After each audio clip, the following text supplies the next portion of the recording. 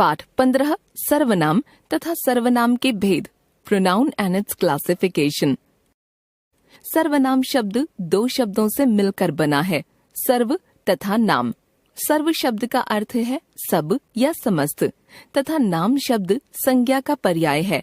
अतः सर्वनाम वे शब्द हैं जो समस्त नामों या संज्ञाओं के स्थान पर प्रयुक्त होते हैं तथा वही प्रकार्य फंक्शन करते हैं जो संज्ञा द्वारा किया जाता है। अब प्रश्न यह उठता है कि संज्ञा शब्दों के स्थान पर सर्वनामों का प्रयोग करने की आवश्यकता क्या है।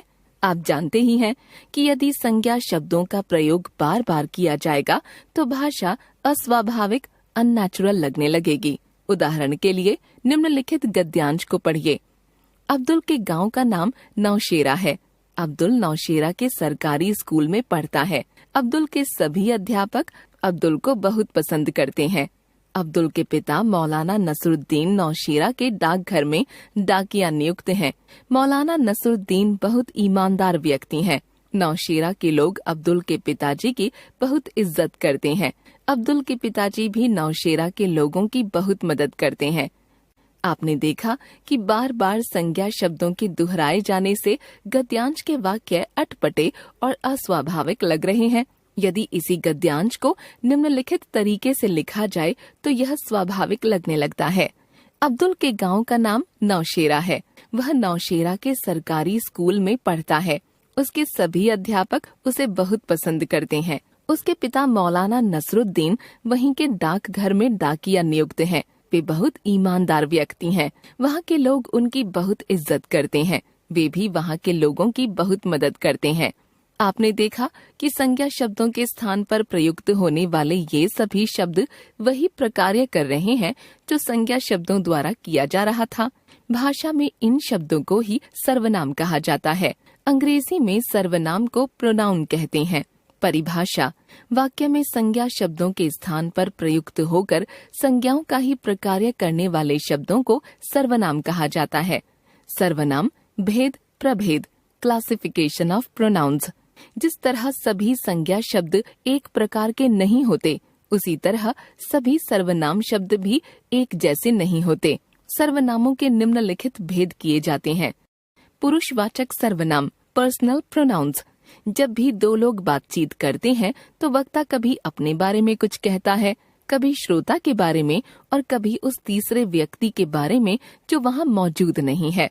इन तीनों ही स्थितियों में वक्ता द्वारा अपने लिए, श्रोता के लिए और उस तीसरे अनुपस्थित व्यक्ति के लिए जिन सर्वनाम शब्दों का प्रयोग किया जाता है वे पुरुषवाचक सर्वनाम कहलाते हैं।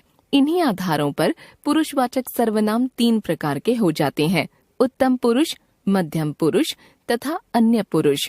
उत्तम पुरुष फर्स्ट पर्सन। जिन सर्वनामों का प्रयोग वक्ता अपने नाम के स्थान पर करता है वे सर्वनाम उत्तम पुरुष के सर्वनाम कहलाते हैं। इस वर्ग के अंतर्गत एक वचन में मैं तथा मैं के सभी रूप, मैंने, मुझे, मेरा आदि तथा बहुवचन में हम तथा हम के सभी रूप, हमने, हमें, हमारा आदि आते हैं। जैसे एक वचन रूप, मैं कल दिल्ली जा रहा हूँ। मैंने खाना खा लिया है। मुझे किसी से नहीं मिलना। बहुवचन रूप, हम कल वापस जाएंगे। हमें शर्मा जी से मिलना है। हमसे चला नहीं जाता। मध्यम पुरुष सेकंड पर्सन।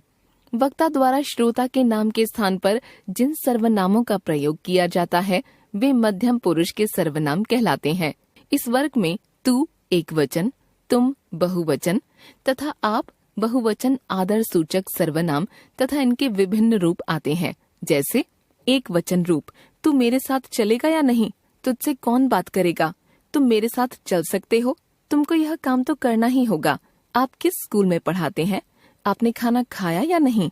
हिंदी में एक वचन तू का प्रयोग केवल बहुत निकटता की स्थिति में होता है। जैसे दो मित्रों के बीच तू के स्थान पर अब तुम तथा आप का प्रयोग एक वचन में होने लगा है। इसलिए बहुवचन में इनके साथ लोग शब्द जोड़ा जाता है। जैसे एक वचन, मोहन कल तुम मेरे साथ आना। बहुवचन, बच्चों तुम लोग क्या करना चाहते हो? पिताजी क्या आप मंदिर चलेंगे? भाइयों और बहनों आप लोग मिलकर कुछ कीजिए। अन्य पुरुष थर्ड पर्सन। वक्ता या श्रोता के द्वारा जब किसी अन्य व्यक्ति के नाम के स्थान पर जिन सर्वनामों का प्रयोग किया जाता है वे अन्य पुरुष के सर्वनाम कहलाते हैं। इस वर्ग में एक वचन के अंतर्गत वह तथा उसके विभिन्न रूप जैसे उसने, उससे, उसमें आदि आते हैं तथा बहुवचन के अंतर्गत वे तथा उसके विभिन्न रूप जैसे उनसे, उनका, उन्होंने आदि आते हैं। जैसे एक वचन, वह मुझसे बात नहीं करता। बहुवचन, उससे कोई मिलना नहीं चाहता। वे कल तक दिल्ली पहुंच जाएंगे। उनसे अब काम नहीं होता। हिंदी में वे सर्वनाम का प्रयोग आदर देने के लिए एक वचन में किया जाता है, अतः बहुवचन में इसके साथ भी लोग शब्द लगाया जाता है। जैसे एक वचन, कल मेरे बड़े भाई आएंगे, वे डॉक्टर हैं।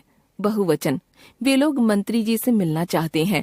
निश्चयवाचक सर्वनाम, डेमोन्स्ट्रेटिव प्रोनाउन, जिन सर्वनामों से किसी निश्चित वस्तु या व्यक्ति का पता चलता है वे निश्चयवाचक सर्वनाम कहे जाते हैं। इसके अंतर्गत एक वचन में यह, वह तथा बहुवचन में ये, वे रूप आते हैं। यह तथा ये का प्रयोग निकट के व्यक्तियों और वस्तुओं के लिए किया जाता है तथा वह या वे का प्रयोग दूर के व्यक्तियों या वस्तुओं के लिए, जैसे यह, ये तथा उनके रूप। अध्यापक पास में रखी कुर्सी की ओर संकेत करते हुए, अब्दुल इसे यहाँ से ले जाओ। लड़का अपने पास रखे आमों की ओर संकेत करते हुए, अरे ये तो सड़ गए हैं, इन्हें फेंक दो। वह या वे तथा उनके रूप। पिता दूर पड़ी किताब की ओर संकेत करते हुए, वह किसकी है? लड़की दूर खड़े लोगों की ओर संकेत करते हुए, वे कौन है? उनको पहले कभी नहीं देखा। ध्यान रखिए, जिन व्यक्तियों या वस्तुओं की ओर संकेत किया जाता है वे वक्ता और श्रोता के सामने उपस्थित होने चाहिए। यदि इन सर्वनामों का प्रयोग ऐसे व्यक्तियों या वस्तुओं के लिए किया जाता है जो वक्ता तथा श्रोता के सामने उपस्थित नहीं हैं, तो ये सर्वनाम पुरुषवाचक सर्वनाम की कोटि में आते हैं। जैसे कल वह नहीं पहुंचा। अनुपस्थित व्यक्ति, वे कब तक पहुंच रहे हैं? अनुपस्थित व्यक्ति। अनिश्चयवाचक सर्वनाम, इनडेफिनिट प्रोनाउन, जब किसी व्यक्ति या वस्तु के बारे में यह निश्चय न हो कि वह व्यक्ति कौन है या वह वस्तु क्या है, तब जिन सर्वनामों का प्रयोग किया जाता है वे अनिश्चयवाचक सर्वनाम कहलाते हैं। अतः अनिश्चयवाचक सर्वनाम वे सर्वनाम हैं जिनसे किसी निश्चित व्यक्ति या वस्तु का पता न चलता है। हिंदी में कोई व्यक्ति के लिए तथा कुछ वस्तु के लिए अनिश्चयवाचक सर्वनाम हैं। जैसे व्यक्ति के लिए, शायद दरवाजे के बाहर कोई खड़ा है, आपसे मिलने कोई आया है। वस्तु के लिए, बाजार से कुछ लेते आना। ओढ़ने के लिए, मुझे भी कुछ दे दो। प्रश्नवाचक सर्वनाम, इंटरोगेटिव प्रोनाउन, कई बार किसी व्यक्ति या वस्तु के बारे में मन में प्रश्न उठते रहते हैं कि वह व्यक्ति कौन है या वह वस्तु क्या है। ऐसी स्थिति में उस व्यक्ति या वस्तु के स्थान पर हम प्रश्नवाचक सर्वनामों का प्रयोग करते हैं। हिंदी में प्रश्नवाचक सर्वनाम है कौन, व्यक्ति के लिए, तथा क्या, कौन सा, कौन सी, वस्तु या घटना के लिए। देखिए उदाहरण, व्यक्ति के लिए, यहाँ कौन रहता है? कौन शोर कर रहा था? कौन चलेगा मेरे साथ? वस्तु या घटना के लिए, आज आपने क्या बनाया है? आप क्या लेना पसंद करेंगे? तुम्हें क्या चाहिए? इन किताबों में से तुम्हें कौन सी किताब चाहिए? इन साड़ियों में से तुम्हें कौन सी साड़ी पसंद है? संबंधवाचक सर्वनाम, रिलेटिव प्रोनाउन, मिश्र वाक्यों में एक प्रधान उपवाक्य होता है तथा शेष आश्रित उपवाक्य। कुछ सर्वनाम ऐसे होते हैं जो आश्रित उपवाक्यों को प्रधान उपवाक्य के साथ जोड़ने का कार्य करते हैं। इनको संबंधवाचक सर्वनाम कहा जाता है। हिंदी में जो तथा जिसे संबंधवाचक सर्वनाम है। जैसे वह लड़का चला गया जो अक्सर झूठ बोलता है। वह किताब फट गई जिसे तुमने दिया था। वह मकान गिर गया जिसकी दीवार कच्ची थी। जो चोरी करता है वह अवश्य पकड़ा जाता है। यह वही लड़की है जिसने सामान चुराया था। यह वही कमरा है जिसमें मैं पहले भी रुका था। निजवाचक सर्वनाम, रिफ्लेक्सिव प्रोनाउन, निज शब्द का अर्थ होता है अपना। निजवाचक सर्वनाम वे सर्वनाम हैं जिनका प्रयोग वक्ता के द्वारा वाक्य के कर्ता के लिए किया जाता है। हिंदी में स्वयं, खुद, अपने आप ही आदि निजवाचक सर्वनाम हैं। जैसे अब इस काम को वह स्वयं करेगा। वह खुद खाना बना सकती है। तुम अपने आप अपना काम क्यों नहीं करते? वह अपने आप अपने कपड़े धोता है। हमने सीखा, सर्वनाम शब्द वे शब्द हैं जो वाक्य में संज्ञा के स्थान पर प्रयुक्त होते हैं तथा वही प्रकार्य करते हैं जो संज्ञा द्वारा किया जाता है। सर्वनामों के 6 भेद होते हैं। पुरुषवाचक, निश्चयवाचक, अनिश्चयवाचक, प्रश्नवाचक, संबंधवाचक तथा निजवाचक। पुरुषवाचक सर्वनाम के 3 भेद होते हैं, उत्तम पुरुष, मध्यम पुरुष तथा अन्य पुरुष।